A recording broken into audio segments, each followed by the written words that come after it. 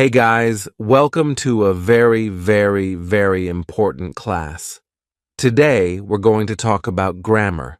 I know it is your favorite topic, and this is why we're going to start with prepositions. Then, we're going to talk about some basic grammar rules. And of course, we're going to talk about articles. Is it a or is it the? We're going to talk about that. And we're going to wrap up this class by talking about tenses in English. So, if you're learning English, this class is for you. Let's start. When I first arrived in the U.S., I was super confused about some prepositions like, am I at the farmer's market or in the farmer's market? My billboard was on Times Square or in Times Square. Am I at the hotel or am I in the hotel? These prepositions are very confusing, but first of all, whichever preposition you decide to use, native speakers are going to understand you. No one's going to tell you, no, this is the wrong preposition. Like if you're talking to native speakers normally, no one would tell you that something is wrong. But if you're taking a test, yes, this is where problems might start, because this is where you will get lower points if you make mistakes. So let's start with prepositions in English. Okay, let's start with at versus in. The rule that you have to remember, in is used with major big things like countries, cities, and continents. I was born in Europe. Well, St. Petersburg is kind of Eastern Europe. I consider it Europe. He was born in Italy. He was born in Rome. I was born in Liverpool, in a railroad switch house. We use at with smaller, insignificant places. So, I'm at the farmer's market because the farmer's market is relatively small. Same with buildings. I'm at the airport. I'm going to meet you at the restaurant.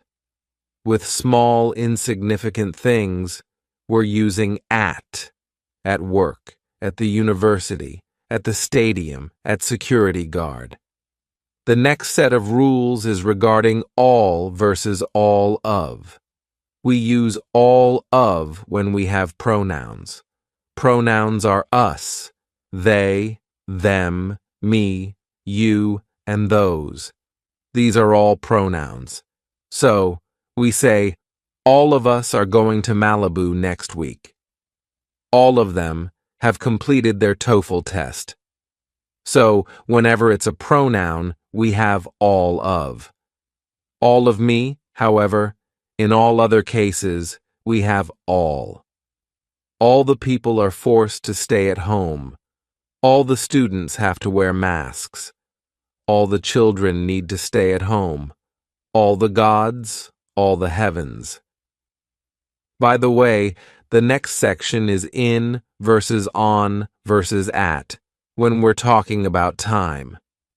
So, when we talk about general measurements like, I'll be there in 2 minutes, I'll see you in 2 days, we're going to travel abroad in 2 months.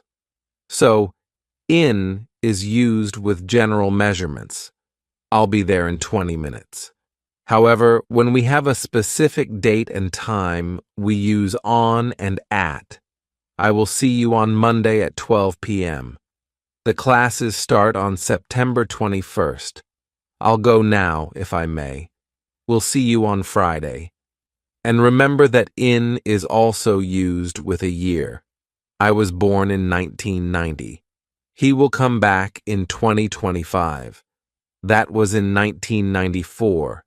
Beside versus besides.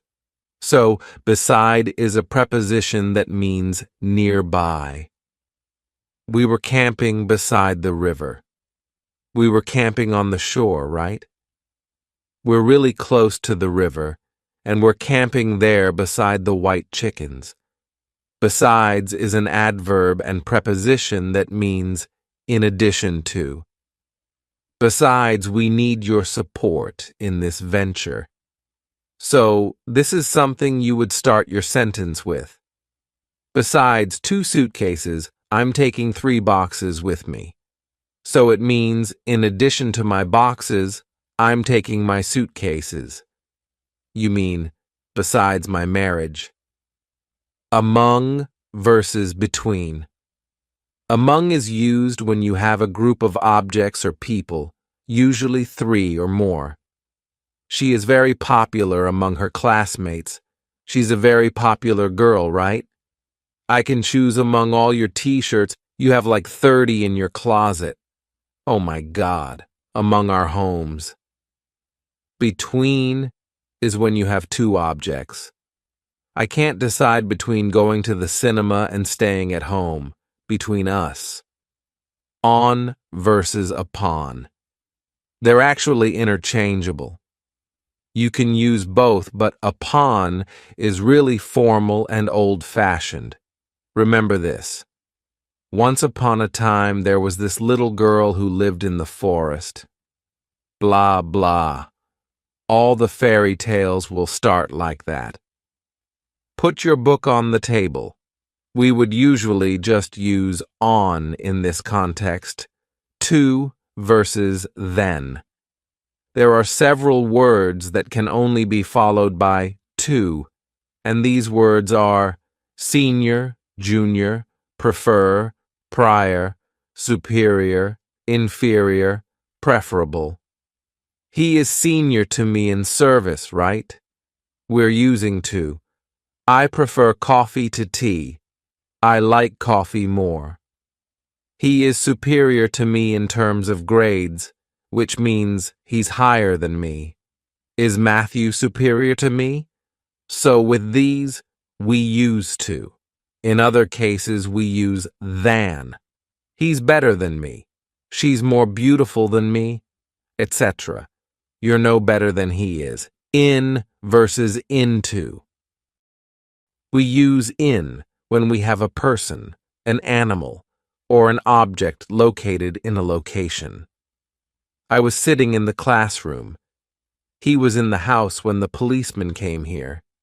He is in your office. We use into in a sense of coming toward something. He came into my office. So, he was kind of entering a closed space and he was moving toward me. So, he came into my office. We're driving into the garage. So, this is this movement inside. Then we use into. Came into the store. For versus since. For measures a period. Since marks the start date. I've been vlogging for 5 years already. I've been blogging since 2014. It's actually 6. I've been following Lingua Marina. Wow, this is a great example for you to practice. Write this down below. 2 sentences. I've been following Lingua Marina for 2 years. I've been following Lingua Marina since 2018 when I first saw her video about TOEFL. By the way, guys, let me know when you first started watching me and why.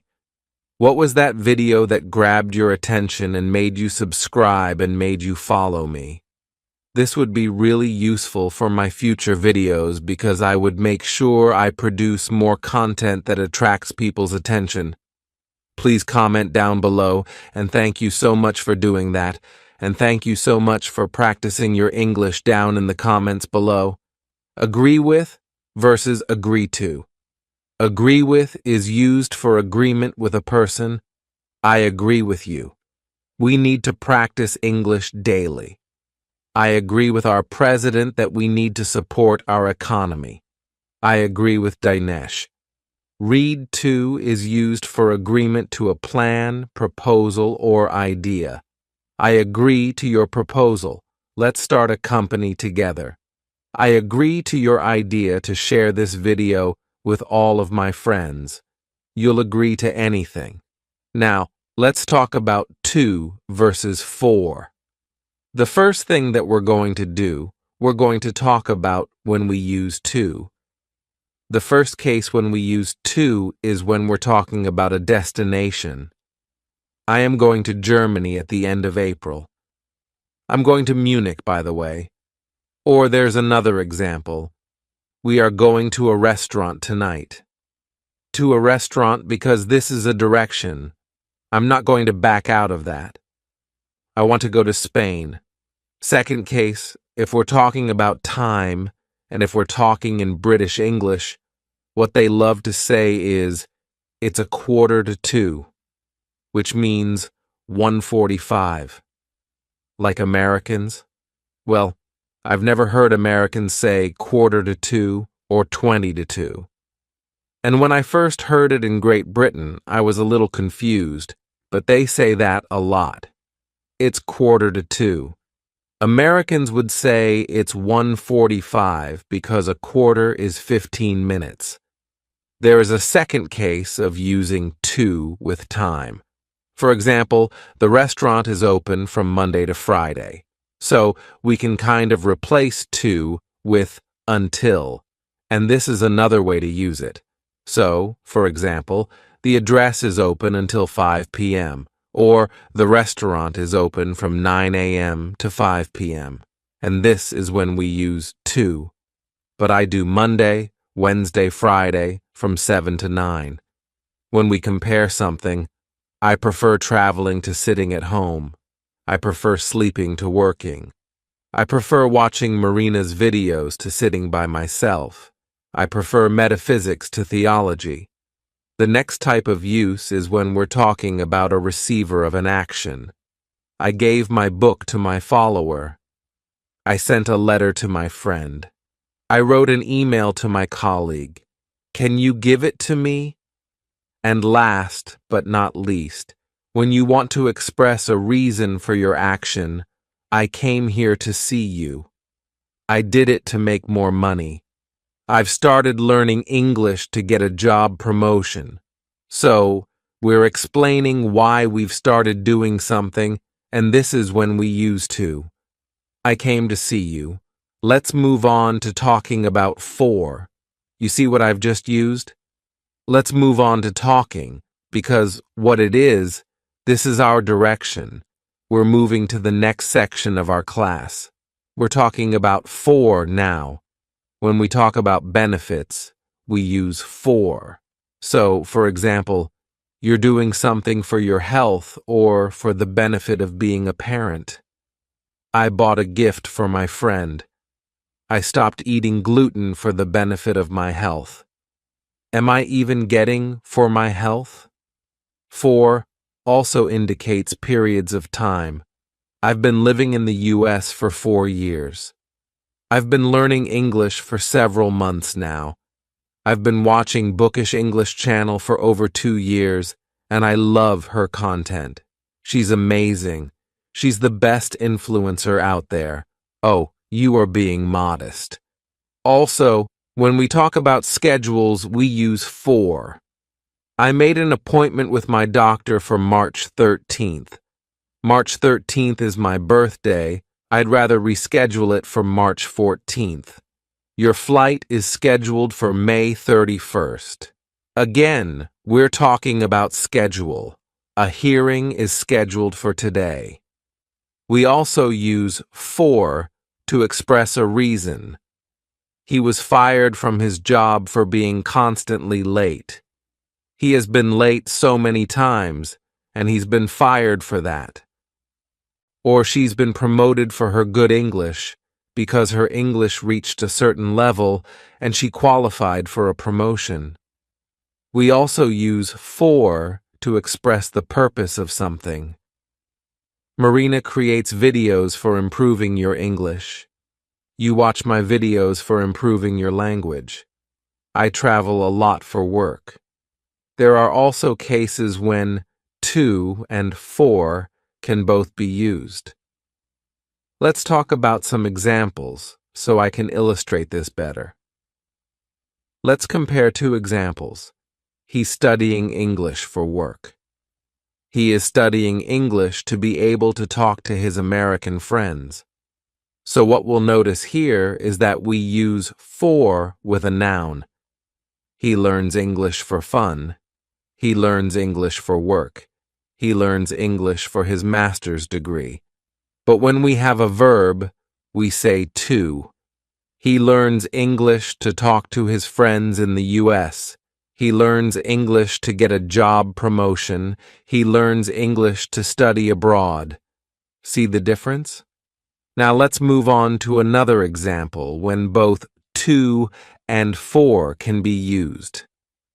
My friend brought lunch to me. My friend brought lunch for me. Now both are correct, but they have slightly different meanings. My friend brought lunch to me. We're talking about direction. He brought lunch to my apartment, put it on my table, and I started eating. But when we say my friend bought lunch for me, we really want to emphasize that he's doing something nice for me. He thought about me when he was getting lunch, so he got one for me. Apologize can be used with both to and for. You apologize for something that you've done. I apologize for breaking your cup. I apologize for this video being too short. But you apologize to someone. I apologize to you for this video being too short. I apologize to my friend for forgetting about her birthday. I apologize for the language. Travel to and travel for. I traveled to Russia. I traveled to Paris. I traveled to Germany, but I travel for work. I traveled to Russia for Lingua Fest, which is a festival. I travel to Germany for meetings. You see, for is for the reason, to is for the destination. Because you must travel to France immediately and put that directly into the hands of the king and him alone. Men can travel for work. Families unite, wait for all, wait for someone or something. I'm waiting for the concert tonight. I am waiting for my dad to come and visit us in California. But you wait to do something. I cannot wait to see my family in Russia. Or I cannot wait to travel this summer. I cannot wait to show you this. When we use ask, we normally use for. Ask for something. Can I ask you for a cup of tea, please? Can I ask you for a favor? Don't ask for permission. Ask for forgiveness. When we talk about belonging, we normally say to. It belongs to me. It belongs to you. Never belongs for. So don't say that she belonged to me. When we say care, we care for somebody. I care for my dog. I care for Alex. I care for my family. You care for him. And last but not least, when we're saying prepare, we always say prepare for something. I will need to prepare for the festival. Let's do a quick quiz. He lives 13 Long Street, and you have to select either in, on, or at. I'm visiting my grandma on and at a hospital. I like traveling to and at a train. Now, you're going to get the right answers at the end of this video, but make sure you write your answers down so you can check yourself later. Now, let's talk about some rules. The first rule is when we use at. At is used with a very exact place, like a small building, something that is small. You would always use at the door, at the hospital, at school, at the university, at the table, at the door. So, something specific would always be at. But when you're thinking about big things, like Panama, or Guatemala, or St. Petersburg, or London, you would never say at, because at only applies to smaller things. And London, Panama, Guatemala, those huge geographical locations. So you can be at London, you're in London. In London, Yeah, but I'm at the desk, I'm at home, I'm at my studio, I am at the bus stop, etc. At this university, at the door, at school. We use on with streets and avenues. I live on Park Avenue, on North Avenue, I live on Green Street. So on is always with the street. But please remember, there are always exceptions.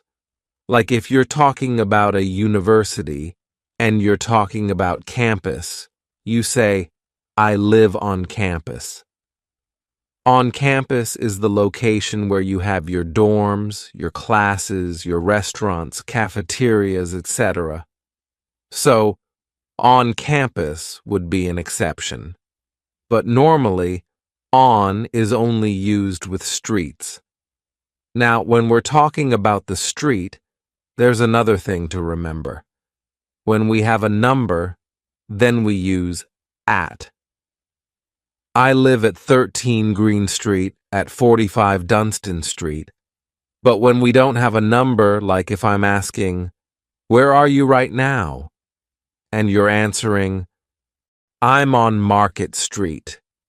You don't give me a number, and the news is on Green Street. So at is used when we give the full address, street number, etc., and on is when we just mention the street. And when we talk about something bigger than the street, we use the preposition in. So for example, you have different parts of town. We are having lunch in Chinatown, or we are having lunch in Nob Hill. This is like a district here in San Francisco. With cities, as I already mentioned, I live in London, I live in London, I live in New York. We have been in New York for 2 weeks. We are in Los Altos Hills. With states, I live in California, I live in California. With parts of countries, my friends spent vacation in the south of India. With countries, I used to live in Russia. In Russia, with continents, my sister is in Africa. I love being in Africa. So, to sum things up, we use at with specific locations, on with less specific locations, like streets, and in with bigger locations like cities, towns, countries, parts of countries. If you're already feeling overwhelmed with what's going on, and we haven't yet started the most interesting part of the video, where I'm going to explain more things about prepositions, I would highly recommend a book called Grammar is All You Need. It is produced by my company called Lingual Trip, by certified teachers.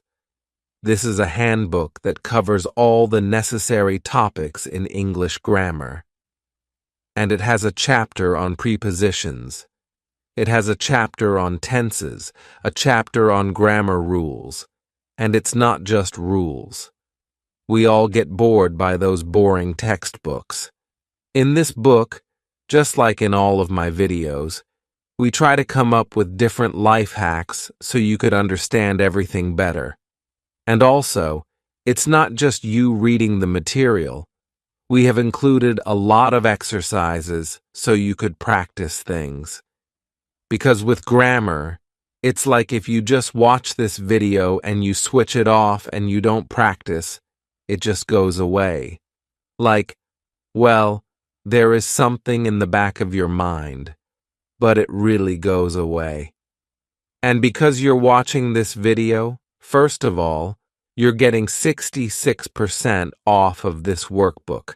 And second, you get a free chapter on prepositions. I really want you to remember these prepositions that we learned. So if you follow the link below, you're going to be able to receive a free chapter and 66% off the Grammar is All You Need workbook. This workbook has 16 chapters on the most important topics of English grammar, done by my company, done by Lingual Trip, with love, with passion for you guys, with passion for English.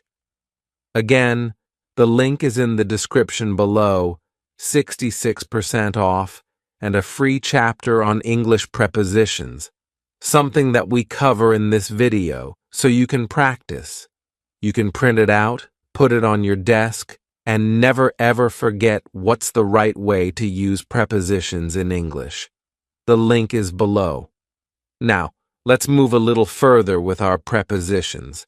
I gave you some basic rules, but now we're going to explore more examples. In is also used when we are talking about an enclosed space, something that has a roof, something that has walls, in a car, in a box, in a building. I am waiting for you in my car. They're in a car. Can you please help me find a pen in this box? In a box, don't put your wallet in a pocket. Now listen carefully. Right now, we're moving to on. We use on with a bus. On a bus. And you might ask, Marina, but why in a car but on a bus? Wait a minute, I'm going to explain. The other words that we use on with are words that represent surfaces. Like, this table is a surface, on a table. Your floor is a surface, on the floor. The wall behind me is also a surface, on the wall. We also use on when we talk about left and right. On the left, on the right. Oh, vice versa, depending on whatever you see. I think it's on the left foot. You're on the right for you. Next, to or along the side of a river, for example. Cambridge is on the River Cam. Now, interesting fact, why in a car but on a bus? It's used with means of transportation where you can't stand up. Oh my God, English, you're so complicated. You can stand up in a car, so you say in a car. You can't stand up in a helicopter, but you can stand up on an airplane. So, on an airplane, in a helicopter, on a bus, in a car, on the bus, in a car, in a taxi. Because you can't stand up in a taxi. I know, guys. This is why I recommend having something like a grammar book, so you can refer to things, or at least have a script of this video in front of your eyes. On a ship, on a boat, on a plane, on a train. We use on with a means of transport where we can stand up. We can stand up on a plane. We can stand up on a bus. We can stand up on a boat. And also, maybe another hint. We use on with a means of transportation where there is no roof. On a horse, on a boat. Boats don't have a roof normally. You can have both, but on a boat, so normally you don't have a roof on top of you when you're on the upper deck. On a bike, you can't really stand up on a bike, but it doesn't have a roof, so it's on a bike, on your bike, on a boat. Another thing that can be super confusing for you guys. Sometimes you hear in a hospital, and sometimes you hear at a hospital. Both of those are grammatically correct, but guess what? They have a different meaning. So, when you're saying, I'm in a hospital, that means you're a patient. You're actually receiving treatment. I don't remember the accident. I just remember waking up in a hospital. My uncle is in the hospital right now, receiving treatment for his acne. I don't know if you go to the hospital for that, but he broke his leg. He's in a hospital. Let's do that. I'm giving birth in a hospital, but you can also say, I'm at the hospital, and that would mean that you're just doing something there, that you're not a patient. I am visiting my uncle at the hospital, because you're at the hospital, not as a patient receiving treatment. You're a guest visiting your uncle. In college, my brother volunteered at a local hospital. Again, he wasn't a patient. This is why we use at the hospital. The same goes for school, museum, library, or any other institution. And we also use at with events. I'm at this Lady Gaga concert. Okay, guys, I hope it wasn't super confusing for you. Again, if you want to make sure you remember all the prepositions, make sure to follow the link below and download the free chapter of the grammar book. And if you feel like you're willing to invest in your education just a little sum of money, using 66% off the grammar book will be even cheaper for you because you're watching this video. Now, let's check your test. I guess you already know everything, but let's do it anyway. He lives at 13 Long Street because we give the full address. We give the number and the street address. I'm visiting my grandma at the hospital. Why? Because I'm not a patient. She's a patient. My grandma is in the hospital receiving treatment, and I'm visiting her at the hospital because I am not a patient. I like traveling on a train. You can also say, I love traveling by train. But this is another topic for another video. Here, because we remember that we can stand up on the train, we use on. I like to travel on a train. This class is going to be about basic grammar, something that you should have learned way back at school. You might have forgotten basic grammar, but this is why I am here, because we're going to talk about really important things. Parts of speech, noun, pronoun, verb. What does that mean? Basic tenses that you have to know. And third is word order. And if you watch this video up to the very end, if you understand the concepts, if you learn them, there's a 99% chance that you would be able to speak English at a level where you can explain what you need, explain what you're doing for life, or even work with people. Because what we're going to talk about creates the foundation for your language. So please, make sure you listen carefully. Let's do it. First of all, let's talk about parts of speech. We have nouns. These are our objects or subjects. Cat, dog, mom, table. These are all nouns. Pronouns. These are words that substitute a noun to avoid repetition. Cat, he, dog, let's say she, mom, she, table, it. Then, if we have plural, they, we, etc. Verb, we use verbs to express actions. Go, read, eat. Adjective. Now here, listen carefully.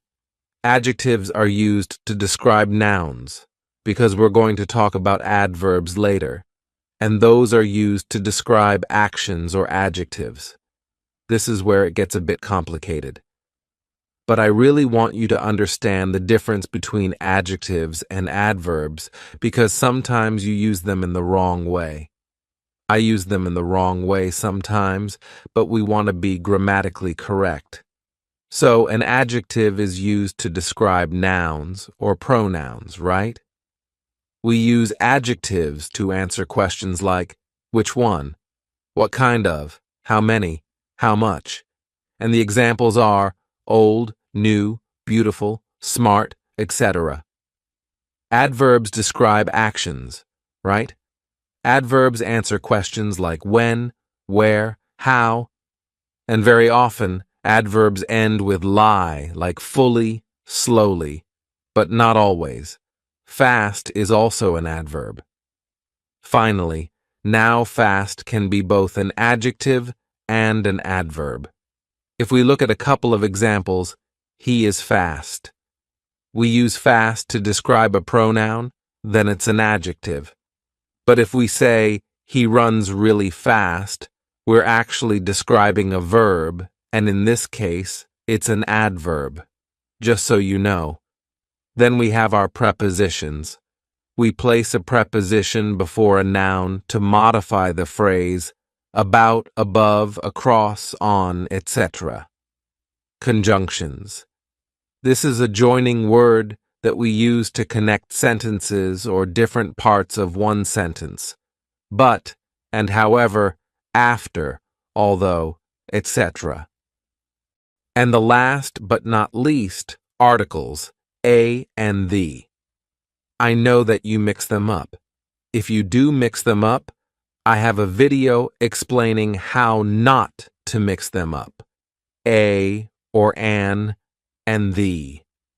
Basically, we use a or an to mention a thing that we haven't talked about before. For example, there is a mug on my desk. But if I'm talking about one particular mug that I've already mentioned in the conversation, I would say, there is black tea in the mug that I mentioned before.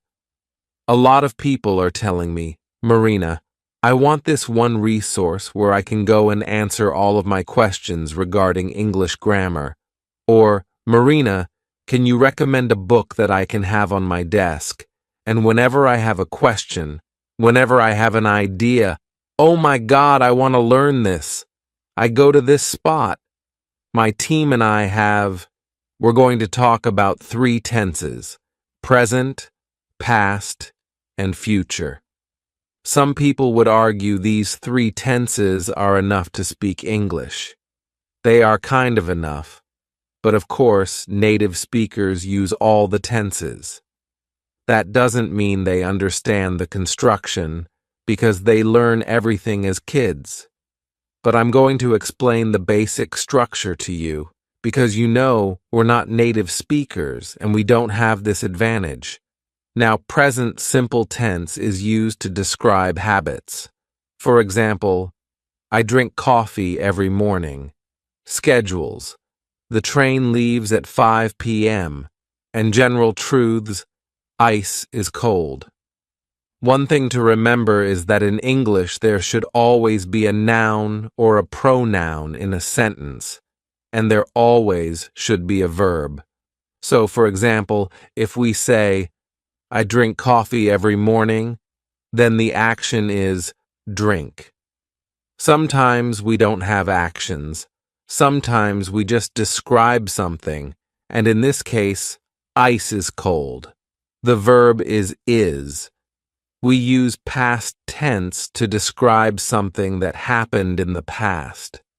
So basically, your verb gets either ed on the end, like I walked, or if it's an irregular verb, then you just have to learn it. She went home, he drank a glass of beer. And the future tense is, of course, used to describe our future. In this case, we just put will before a verb. She will come back. Let's talk about word order in a sentence in English. First of all, we have a subject, which is a noun or pronoun. Then we have a verb or action. And then, if we need it, we have an object, which is normally a noun or pronoun as well. So, let me give you a quick example. She smiled at a boy. And then, if we need to describe our action with an adverb, remember adverbs describe verbs, we put it right before the verb. For example, she briefly smiled at a boy. So the adverb comes here. And then, if we have adjectives that describe a noun, then they come right before the noun. She smiled at a little boy. Of course, this rule is very basic. The more you learn, the better you become. There is one last thing I wanted to tell you. Don't make this mistake. Let's look at these 3 sentences. They often play tennis. Correct. They play tennis often. Also correct. They play often tennis. Incorrect. This is wrong because an adverb can never be put between a verb and an object. So this is wrong. Just remember, because this sounds a little weird. All right, guys, I have a question for you. Do you have articles in your language? My language is Russian, and in Russian, we don't have any articles. We don't say a, we don't say the, we don't say anything when we refer to nouns. It's just the noun, right? In English, we have articles, and my problem, and I still think I have it, is that I miss articles sometimes. Sometimes I just avoid them in general, just because they do not exist in my native language. And I remember when I was 16, and I thought I was like super advanced in English. When I came to the UK, my friend said, "You know, Marina, I understand everything that you're saying, but you are not using articles at all, and that makes you sound really weird to a native speaker." He was actually a really good friend, so he spent like an hour with me explaining all the articles. So, please do not forget about articles when you speak English. Let's talk about them, when and how you use them. There are two articles, a and the. We use a to talk about objects that we encounter for the first time in our speech, for the first time in this conversation. And we use the when we mean something specific. So let's start with the first rule. Something specific is always the.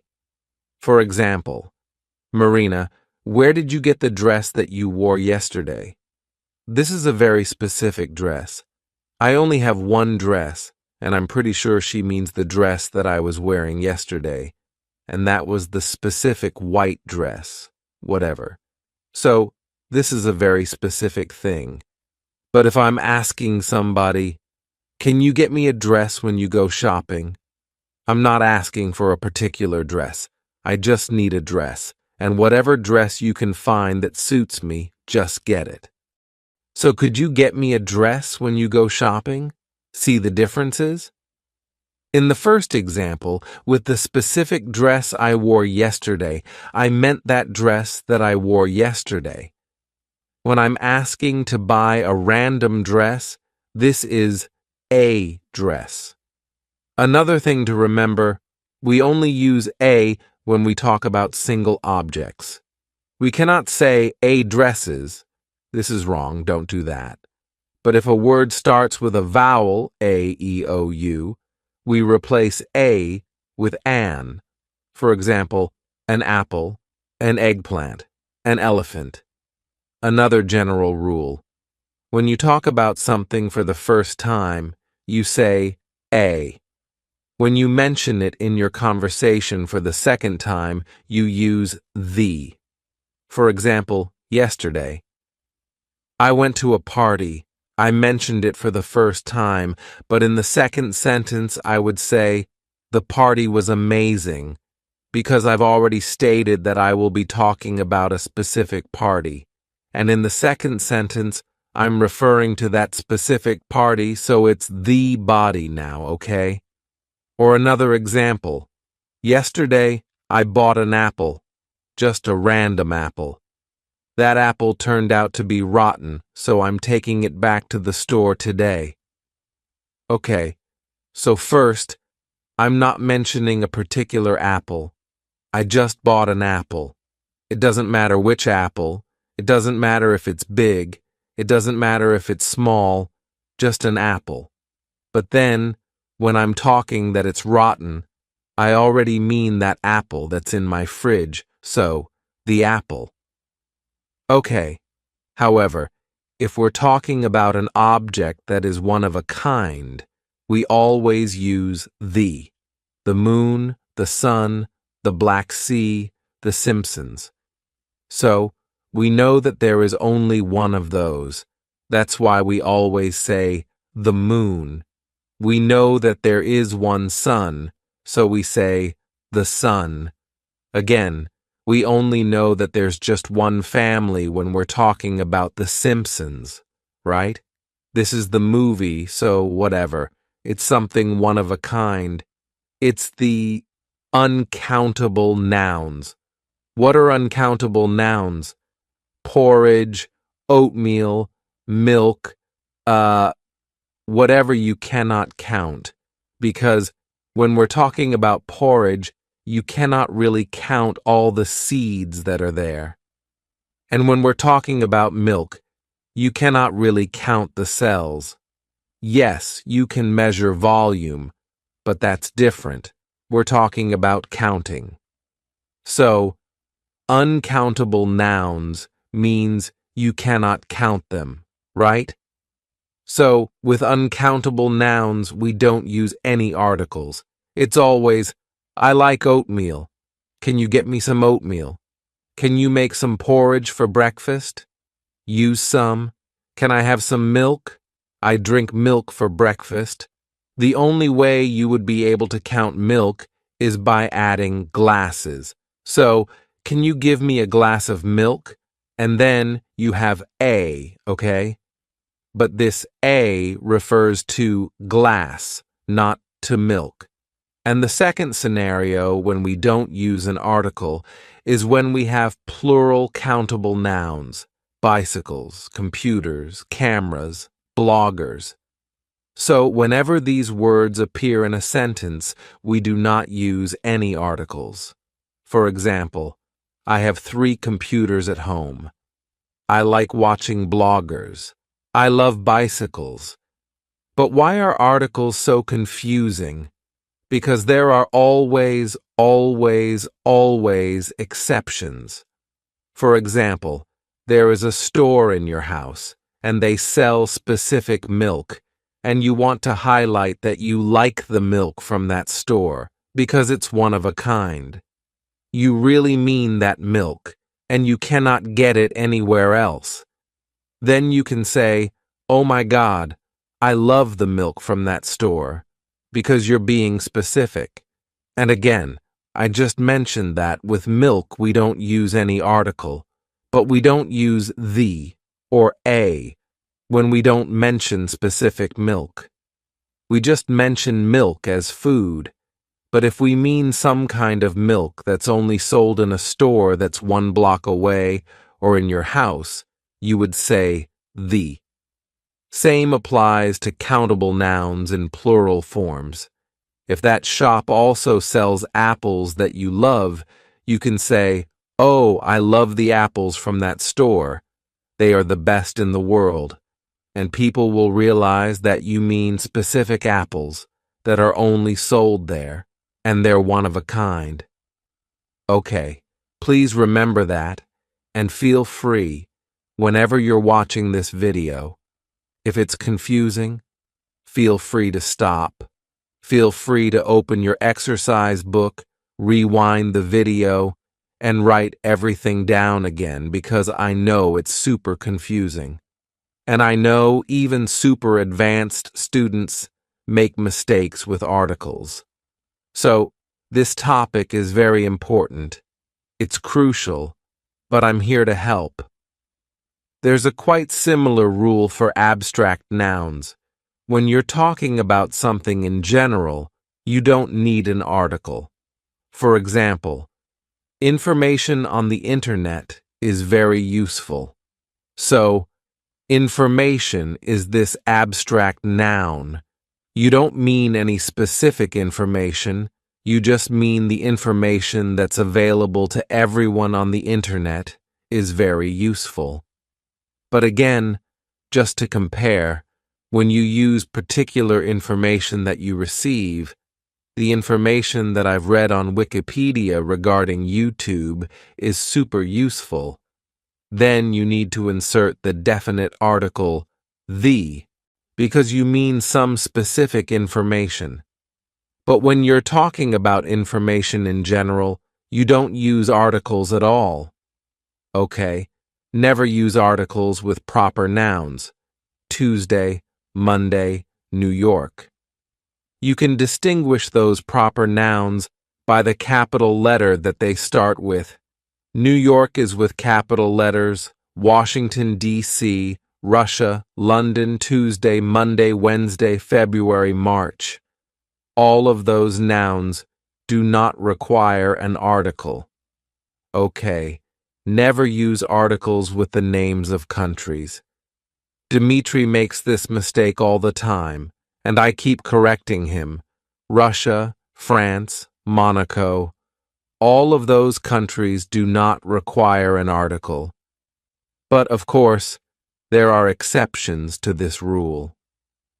If a country's name consists of several words like the United Kingdom, because that refers to kingdom here, or the United States of America, so whenever the name consists of several nouns, you use the.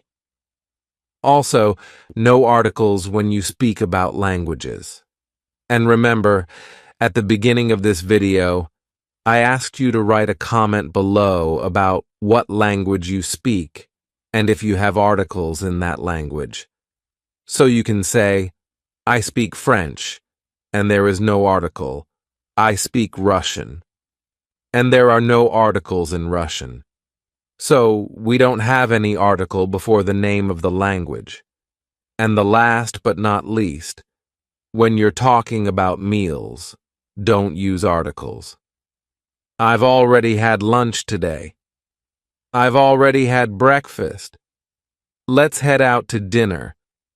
But again, we're just talking about non-specific meals. Just, stating that we had a meal. But if you want to say that you are sick from the dinner you had yesterday, then you need the definite article because you mean that specific dinner. We probably ate sushi, and you got food poisoning. So, when you mean a specific dinner, it would probably be something in the past. You use the. So, articles are very confusing. And as an English language learner, I think I have worked and learned about them maybe like 10 times in my life. I just keep coming back to this. I think, of course, it's a matter of practice, but this repetition, constant repetition of a topic that is confusing for you, I think it's really helpful for you as an English language learner. If you want another class from me on articles, please let me know in the comments down below, and I will be happy to make another video.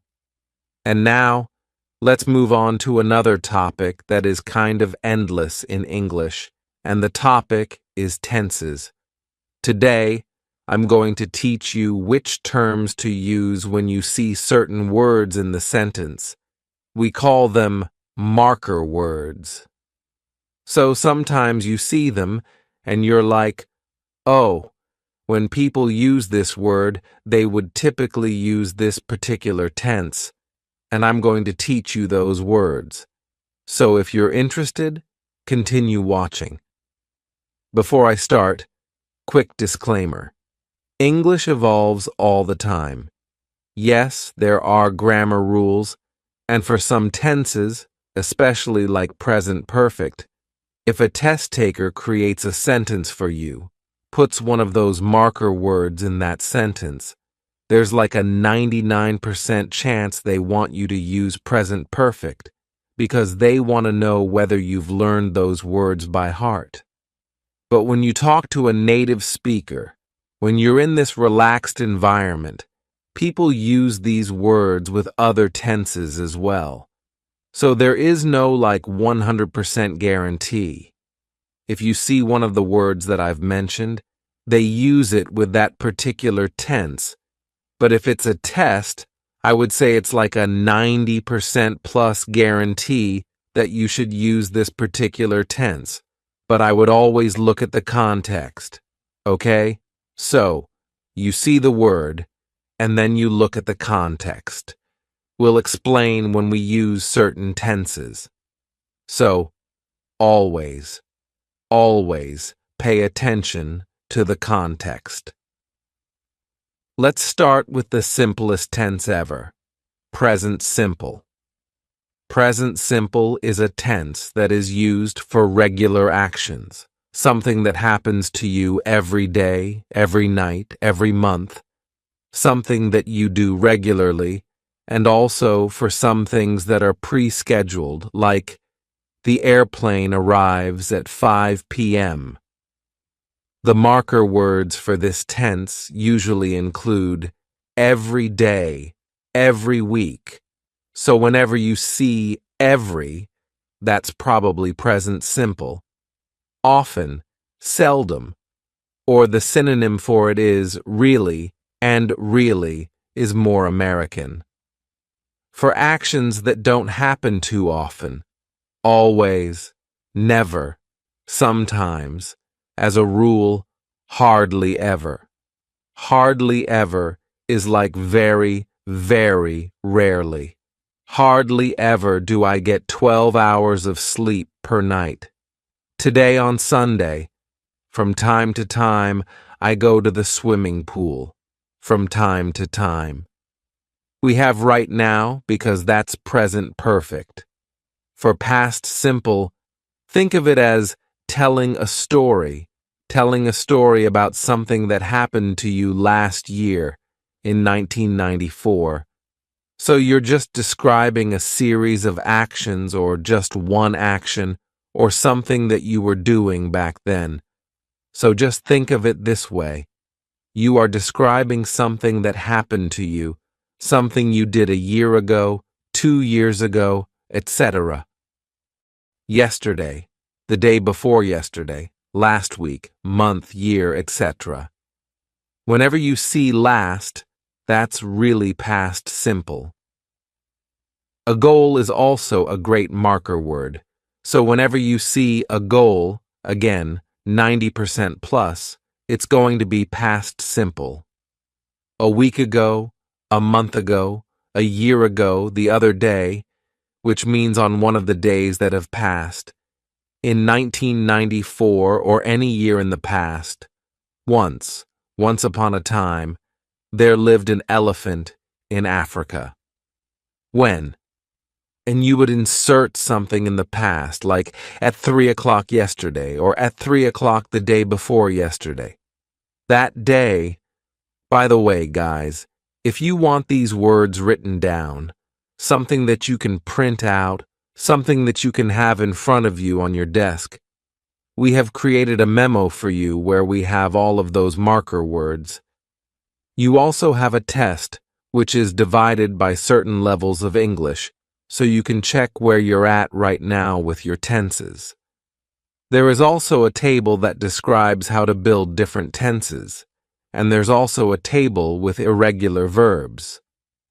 Remember, we're talking about past simple right now. When we're talking in the past, a verb goes into the second form, and there are regular verbs like I walked in the park, I published this video. But there are also irregular verbs like I put my phone on the table yesterday. I drove 5 miles an hour. Irregular verbs are formed in a different way. It's not just putting a D at the end. It is something else.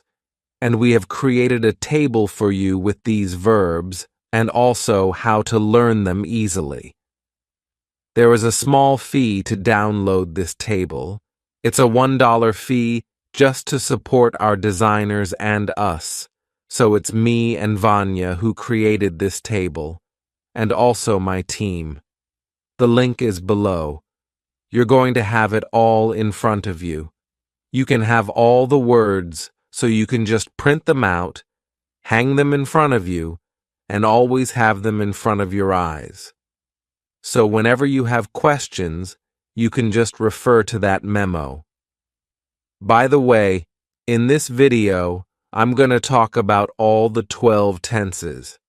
We're going to talk about present simple, past simple, future simple, present progressive, and present perfect. But in the table, we have more tenses. We have 7 tenses in total. In terms of this marker words, future simple talks about future actions.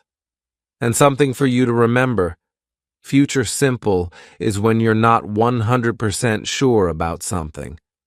For example, you have an appointment with your friend, and he says, "I will come in an hour." So that means he's 90% sure that he will come in an hour. Maybe he won't come because he can't control other people. But if you have an airplane that leaves at 5 p.m., you see, I'm already using present simple. So when it's something that you're 100% sure of, it's present simple. It's like for timetables, opening schedules and stuff. The store opens at 9 a.m. The store closes at 9 p.m. That's all present simple.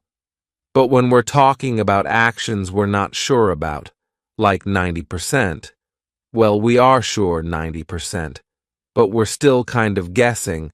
That's future simple. And the marker words are tomorrow, the day after tomorrow, next week, month, year, etc. In an hour, in a second, in a minute, etc. In the 22nd century, soon, later, someday, and someday meaning someday in the future, in a day, in a week, in 5 years. So whenever you see in plus a time frame, and according to the context you're 100% sure, that's future simple. In the future, one of these days. Present progressive, and in British English, you would call it present continuous. Depends on the textbook you're using, but it's pretty much the same. In America, we would say present progressive or present continuous. The tense is used to describe something that is happening right now. So, the first marker word is obviously now. Right now, at the moment, today. Other marker words: look, listen. Like, for example, if you're trying to pay somebody's attention, something like, look, they are fighting. We need to stop them. We are paying somebody's attention to an action that's happening right now. Still, they are still fighting at this very moment. Currently, these days, this week, this month, this year, constantly. I'm constantly hearing sirens when I'm recording videos in this apartment because we're very close to the center and something is constantly going on. You see how I'm using this constantly and stuff. And the last, but not the least, we're going to talk about present perfect. And I know you mix it with past simple very often. So, present perfect focuses. It's a present tense, okay? It's not a past tense because it's present perfect, and it focuses on the result you have right now. Come on, guys. Present perfect is a present tense. It focuses on the result that you have right now. It does not focus on the details of a past action, because for that we have past simple. For results right now, we have present perfect. So, for example, I have eaten. This means that you're not hungry. If you're kind of translating or explaining, if you say, I ate pizza yesterday for lunch, that means you're telling a story about what happened yesterday. You're not really focusing on something that you have right now. This is a way for you to determine which tense to use, and the marker words, of course. Like for this tense marker words that you've probably learned at school. Ever, never, just, already, yet. Whenever you see them on the test. Oh my God, I think that's like 95%, 97% chance that the test takers want to test you on whether you've learned those marker words or not. Ever, never, just, already, yet, recently, lately, greatly, means you've started doing something recently. Again, I've started walking every night lately. Before, always, so far, at last. It's the first time since we've known each other. All my life, all morning. About English students' least favorite tense, which is present perfect, because it is so confusing. I was taught at school that present perfect is a past tense, which is not because if we look at its name, it says present perfect, which means that yes, we're talking about our actions in the past, but their result is still here with us in the present. This is why it's present perfect. It's a present tense, and it's really important not to mix it up with a past tense. It's really important to use it in the right way. So today, we're going to talk about present perfect. One of the most important things to remember about present perfect is that we don't really care when exactly something happened.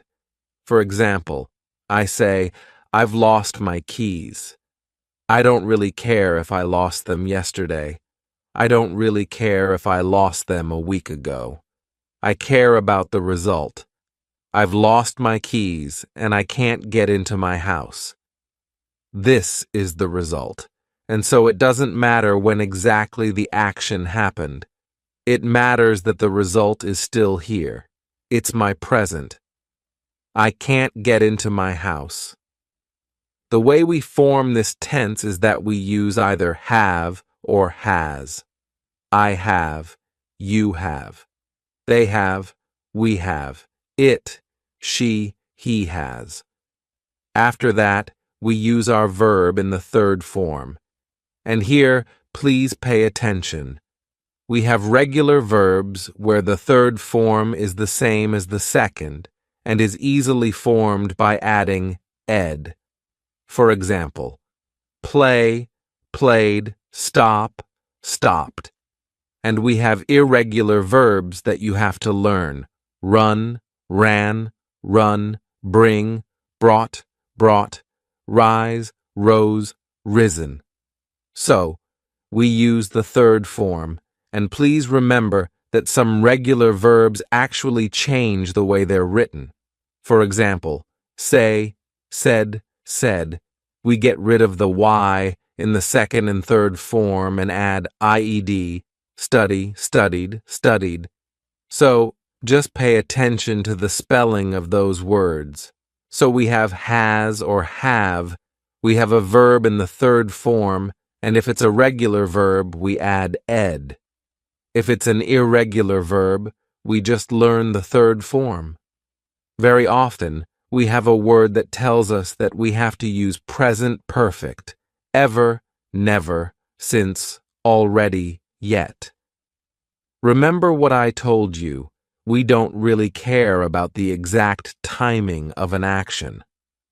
So, whenever you have a year ago, in 1990, in March 2015, that means you would probably need to use past simple because, again, in present perfect, we don't care about the exact point in time. We don't care about the exact day or exact year. We just care about the result. For example, I have never eaten pizza in my life. The result is that if I try pizza, it's going to be something new for me. I've never eaten a taco. I've been to Great Britain once. That means if I go now, it wouldn't be a new country for me. But it doesn't really matter whether I've been to Great Britain in 2015 or 2020. In this case, we would use past simple, since I've been to Italy many times. Also, when you are taking your TOEFL test, when you're taking your IELTS test, or whatever test that you're taking, please do not contract your verbs. Don't say, I've been there. Don't write, I've been there. Please say and write, I have been there. This is formal, academic English, And this is what's required from you when you're taking a formal test or when you're writing a formal essay. Of course, when you're chatting with your friends, your classmates, when you're recording a video on YouTube or watching my videos, you're free to comment below. Oh my God, I was scared by the slaps. When you're commenting on this video, you can totally contract your verbs and say, I've been there. I've enjoyed this video so much. I've learned so much from this video. Marina, you're an amazing teacher. You are being too modest. So, feel free to contract below this video, but please don't use contractions when you are taking an academic test. The negative form in this tense is formed by adding not. For example, I have not done this. I have not seen this before.